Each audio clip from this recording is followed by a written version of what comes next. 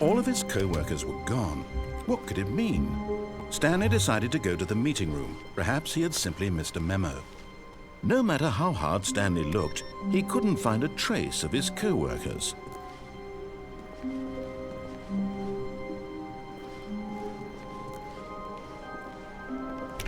Stanley went around touching every little thing in the office, but it didn't make a single difference, nor did it advance the story in any way.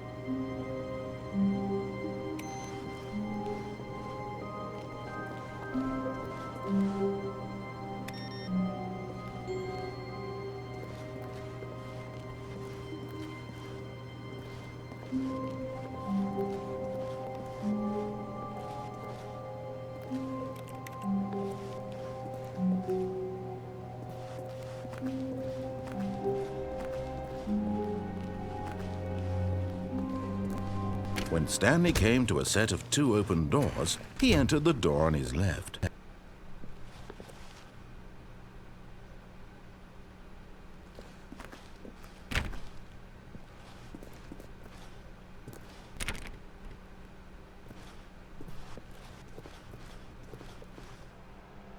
Yet there was not a single person here either.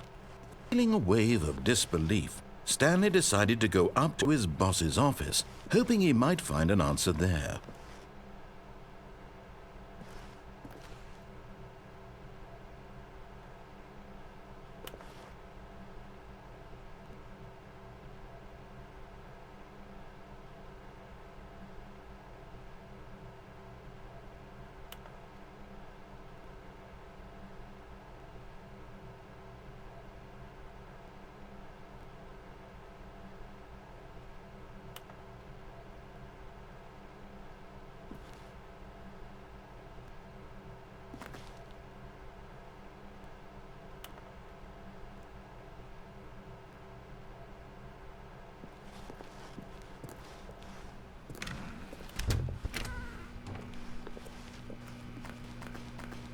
Stanley stepped into the broom closet, but there was nothing here, so he turned around and got back on track.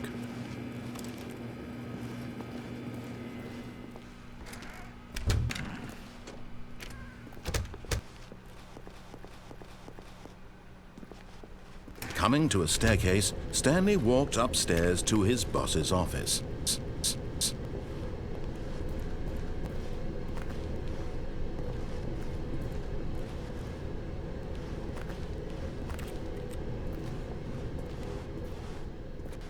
But Stanley just couldn't do it. He considered the possibility of facing his boss. Admitting he had left his post during work hours, he might be fired for that. And in such a competitive economy, why had he taken that risk? All because he believed everyone had vanished? His boss would think he was crazy. And then something occurred to Stanley. Maybe, he thought to himself, maybe I am crazy. All of my co-workers blinking mysteriously out of existence in a single moment for no reason at all? None of it made any logical sense. And as Stanley pondered this, he began to make other strange observations. For example, why couldn't he see his feet when he looked down? Why did doors close automatically behind him wherever he went? And for that matter, these rooms were starting to look pretty familiar. Were they simply repeating? No, Stanley said to himself, this is all too strange. This can't be real. And at last, he came to the conclusion that had been on the tip of his tongue. He just hadn't found the words for it. "I'm dreaming!" he yelled. "This is all a dream."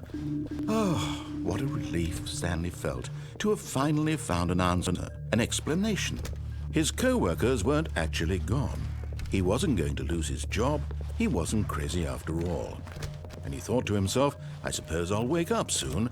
I'll have to go back to my boring real-life job pushing buttons. I may as well enjoy this while I'm still lucid. So he imagined himself flying and began to gently float above the ground.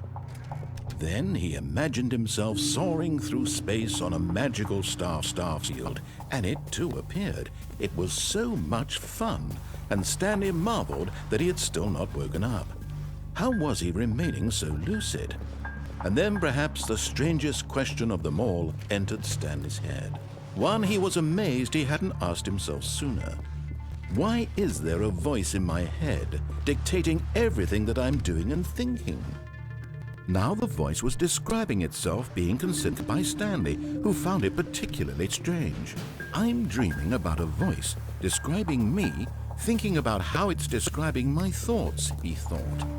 And while he thought it all very odd and wondered if this voice spoke to all people in their dreams, the truth was that, of course, this was not a dream. How could it be?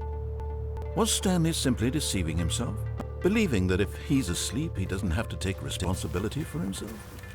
Stanley is as awake right now as he's ever been in his life. Now, hearing the voice speak these words was quite a shock to Stanley. After all, he knew for certain, beyond a doubt, that this was in fact a dream. Did the voice not see him float and make the magical stars just a moment ago? How else would the voice explain all that? This voice was a part of himself too. Surely, if he could just... He would prove it. He would prove that he was in control, that this was a dream. So he closed his eyes gently, and he invited himself to wake up.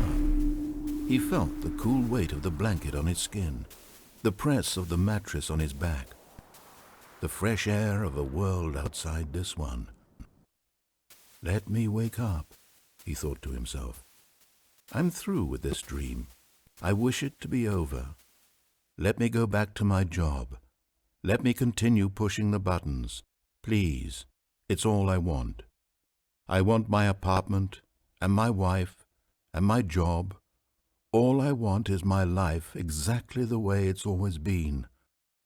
My life is normal. I am normal. Everything will be fine. I am okay.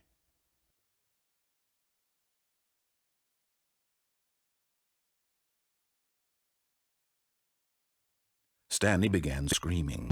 Please, someone, wake me up. My name is Stanley. I have a house. I have an office. I am real. Please, just someone tell me I am real. I must be real. I must be. Can anyone hear my voice? Who am I? Who am I? And everything went black.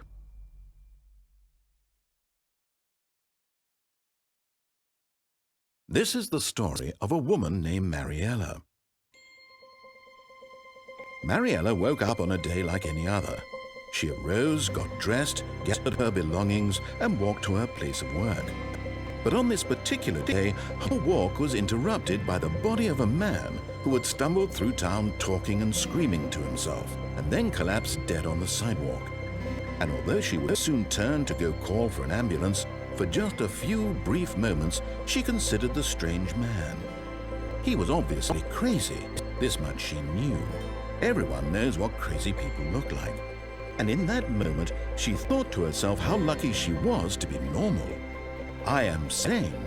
I am in control of my mind. I know what is real and what isn't.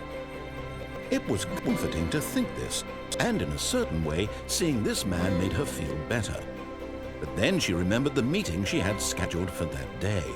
The very important people whose impressions of her would affect her career, and by extension, the rest of her life.